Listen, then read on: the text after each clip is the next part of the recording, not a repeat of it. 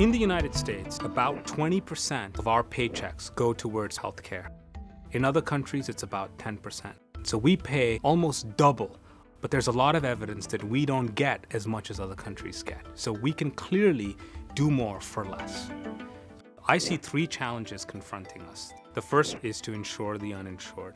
Insuring the uninsured is incredibly valuable for two reasons. First, when Americans are not insured, they are subject to massive out-of-pocket spending at the time of a medical crisis. Many Americans are willing to pay something to make sure that they don't incur these big medical bankruptcies every time they fall sick.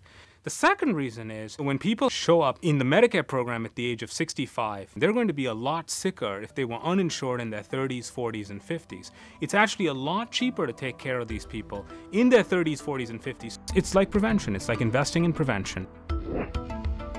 The second challenge that we face is making sure that the quality of care that Americans receive is actually commensurate with the cost of that care. So we have to improve quality and bring down costs.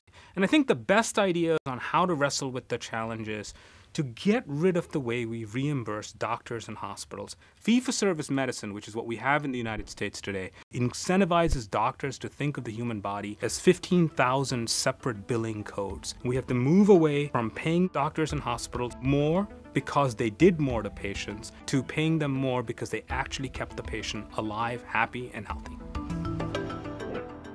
The third challenge that we face is the challenge of dealing with new medical technologies. And let me give you an example.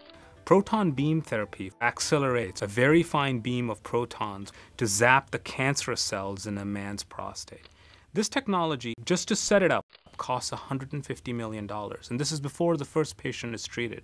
And we have absolutely no idea if this technology is superior in any way to conventional radiation therapy. And yet, we reimburse for this medical technology in the Medicare program. And so a larger and larger share of tax revenues are being diverted to spend on healthcare. That by itself is not a problem if the healthcare was actually valuable, as it is when we insure the uninsured. But when we spend on shiny new medical therapies with dubious medical benefits, we are diverting money out of schools to pay for healthcare. The effect of good schools and better education on health far exceeds the effect of good healthcare on health. And so diverting money from schools into healthcare is a guaranteed way to keep us poor and keep us sick.